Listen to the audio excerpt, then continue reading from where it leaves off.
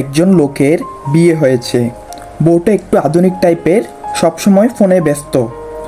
একদিন সকালবেলা স্বামী অফিসে যাওয়ার সময় বলল, শোনো, আজ দুপুরে গরম গরম ভাত আর মাছ ভাজি খেতে চাই, বুঝলে?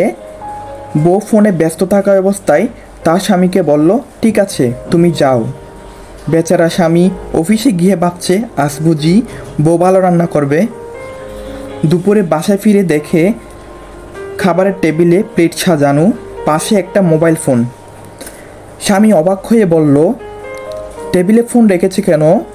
বউ বলল, তুমি তো বলেছিলে গরম গরম ভাত আর মাছ ভাজি খেতে চাও, তো আমি ইউটিউবে একটা ভিডিও রেখেছি গরম ভাত আর মাছ ভাজি রেসিপির, দেখে নিও, মজা পাবে। বলুন তো, এমন আধুনিক বউ কার কাজে লাগে?